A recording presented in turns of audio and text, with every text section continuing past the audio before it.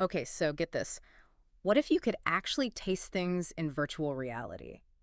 Hmm. Like, actually taste your VR experience. Interesting. Yeah, so imagine, like, taking a sip of virtual lemonade Oh, wow. or having a bite of cake, like, inside a video game. Yeah, Sounds pretty wild, right? it does. Well, researchers at Ohio State University, Oh, they've created a device that might just make that possible. really? We're diving into a fascinating research article here Okay. from Neuroscience News, and Yeah. it's all about this new technology called e-taste. Eat. And trust me, you'll want to hear this. So what is it like? How does it work? Yeah. Like, how do you make someone taste something that isn't really there? Yeah, Yeah. so it's really interesting. Yeah. So think of it as a set of like electronic taste buds. Okay. So you have this little device that sits on your tongue, kind of like a retainer, Yeah.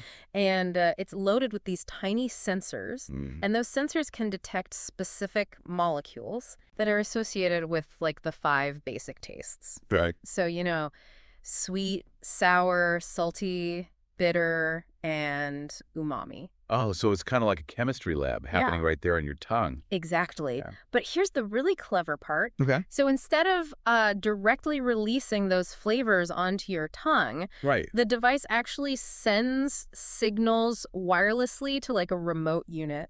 Interesting. And that unit then uses the system kind of similar to what you'd find in like a vape pen Okay. to release a precise combination of chemicals into your mouth, Wow. essentially recreating the taste you're meant to be experiencing in the virtual world. That's pretty incredible. Yeah. I'm already picturing virtual wine tastings. Oh, yeah. Where you can just like sample vintages from around the world Wow. without even leaving your living room. Right. And get this, What? in the research article they mentioned during the trials, Okay. participants were actually able to distinguish between different taste intensities Mm-hmm. with 70% accuracy. Really? Pretty amazing, right? Yeah, that's very impressive. And they even pulled off remote tasting across the country.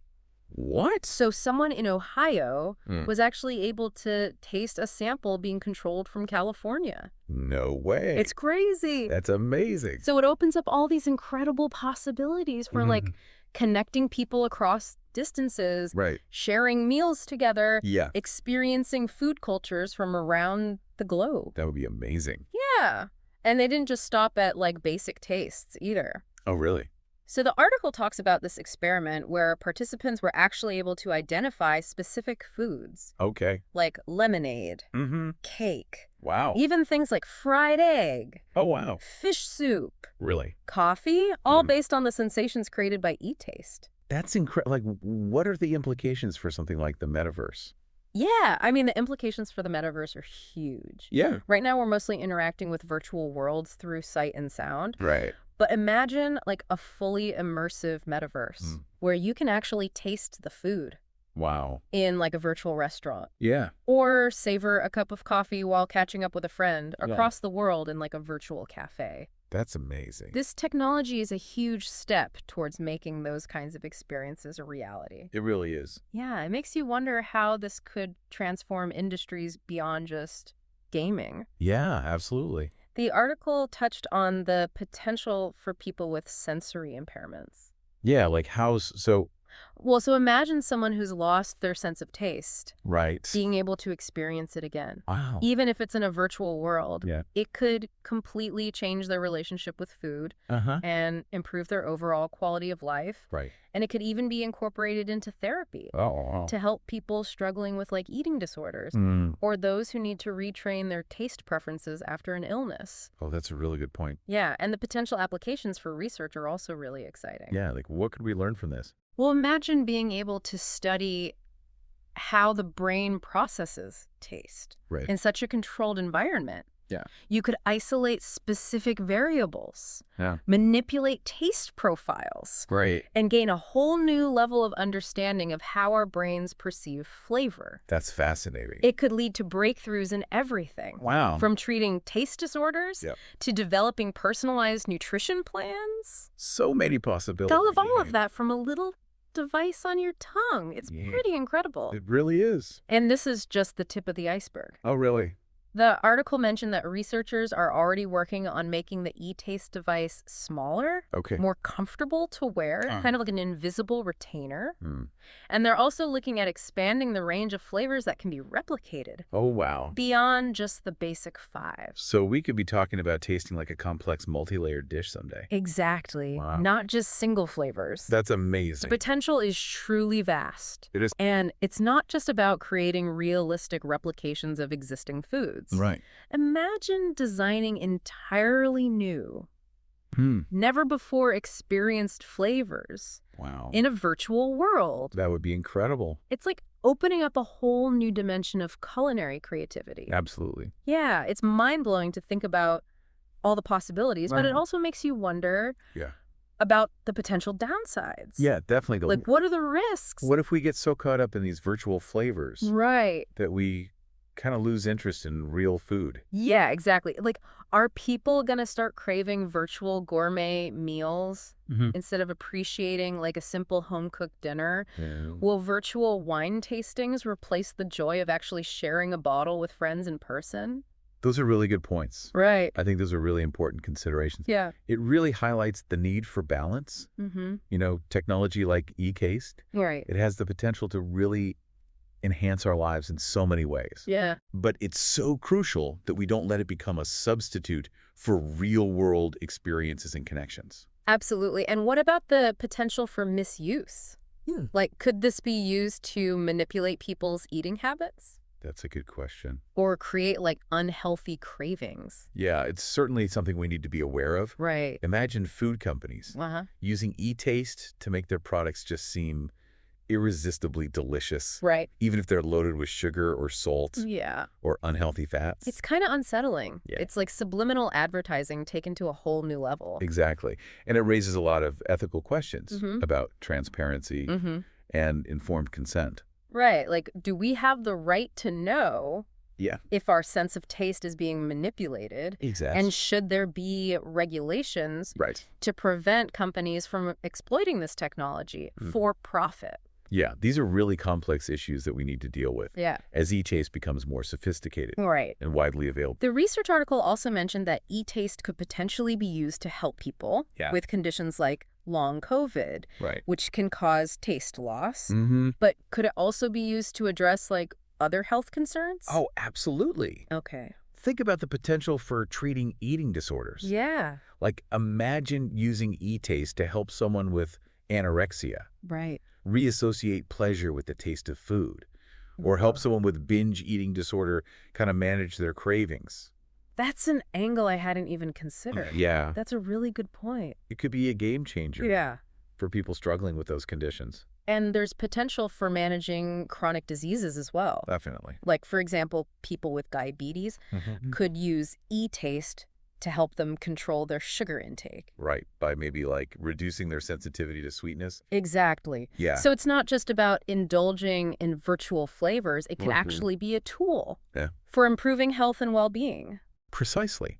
And it could even be used to personalize nutrition plans. Oh, wow. Imagine creating custom flavor profiles Yeah, based on someone's individual dietary needs and preferences. right. It could make healthy eating more enjoyable and sustainable. It's fascinating how this technology could be used for both pleasure and practicality. I know. It's really amazing. But as we've been discussing, Yeah. there are a lot of ethical and societal considerations that come along with it. Absolutely.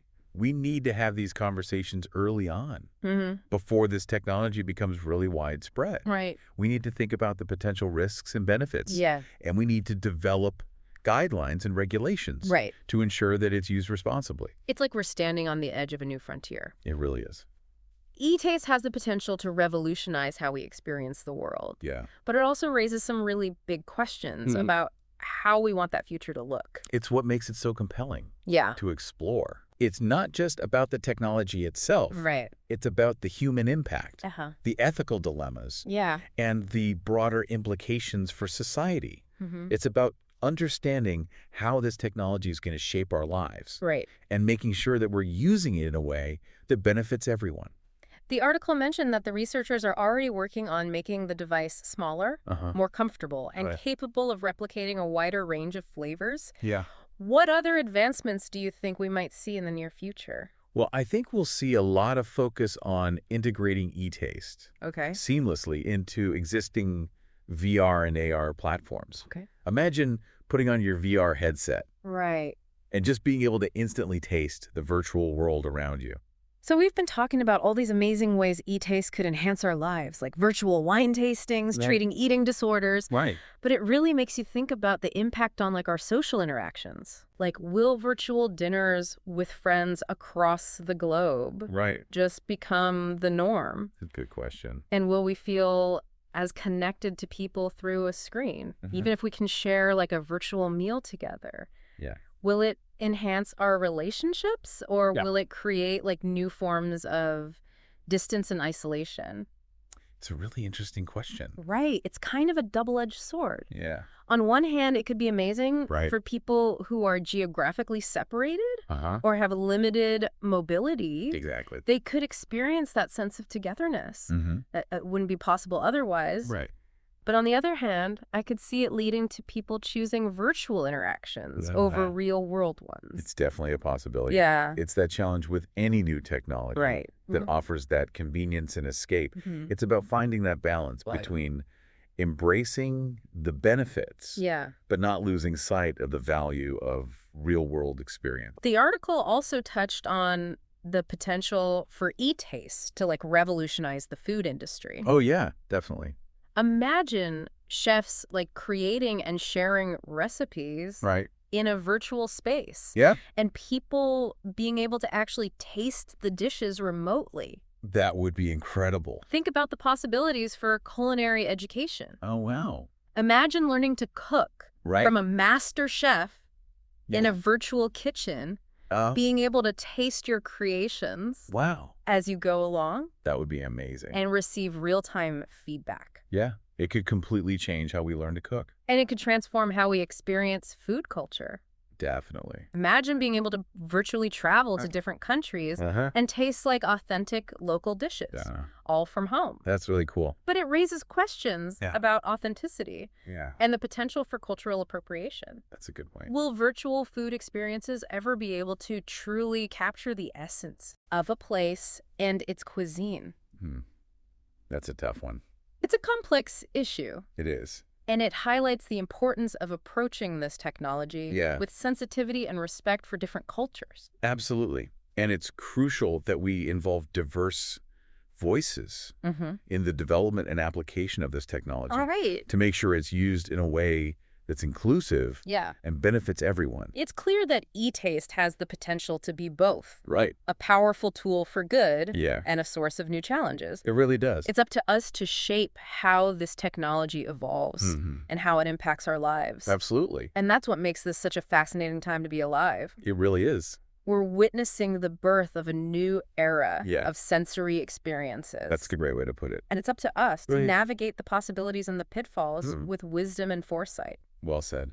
So as we wrap up this deep dive into the world of e-taste, we leave you with this final thought. If you could taste anything in a virtual world, Yeah. what would it be? Ooh. And how do you think this technology will shape your future?